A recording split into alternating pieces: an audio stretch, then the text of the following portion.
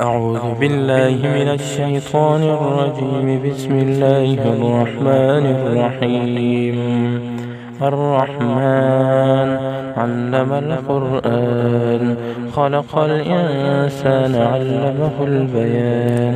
الشمس والقمر بحسبان، والنجم والشجر يسجدان. والسماء رفعها ووضع الميزان، ألا تطغوا في الميزان، وأقيموا الوزن بالقسط ولا تخسروا الميزان.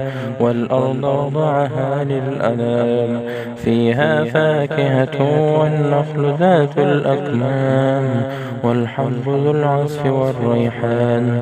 فبأي آلاء ربكما تكذبان؟ خلق الإنسان من صلصال كالفخار، وخلق الجن من مارج من نار. فبأي آلاء ربكما تكذبان؟ رب المشرقين ورب المغربين. فبأي آلاء ربكما تكذبان؟ مرج البحرين يلتقيان، بينهما برزخ لا يبغيان. فبأي آلاء ربكما تكذبان؟ يخرج منهما اللؤلؤ والمرجان. فبأي آلاء ربكما تكذبان؟ وله الجوار المنشآت في البحر كالأعلام. فبأي آلاء ربكما تكذبان؟ كل من عليها فان، ويبقى وجه ربك ذو الجلال والإكرام. فبأي آلاء ربكما تكذبان؟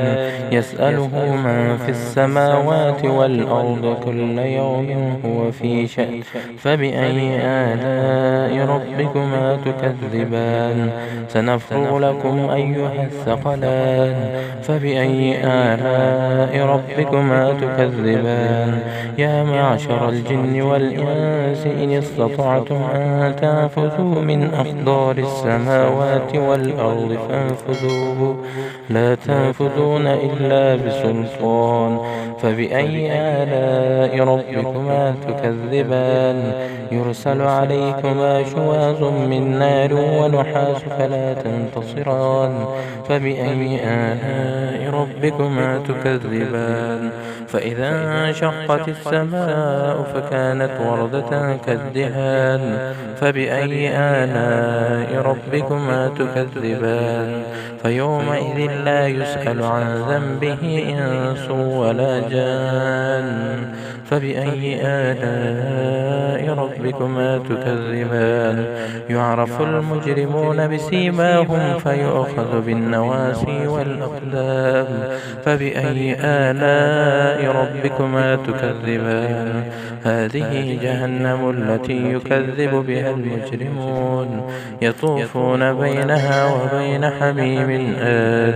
فبأي آلاء ربكما تكذبان؟ ولمن خاف مقام ربه جنتان. فبأي آلاء ربكما تكذبان؟ ذواتا أفنان. فبأي آلاء ربكما تكذبان؟ فيهما عينان تجريان. فبأي آلاء ربكما تكذبان؟ فيهما من كل فاكهة زوجان. فبأي آلاء ربكما تكذبان؟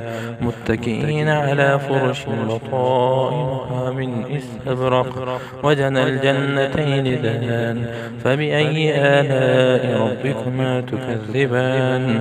فيهن قاصرات الطرف لم يطمثهن إنس قبلهم ولا جان.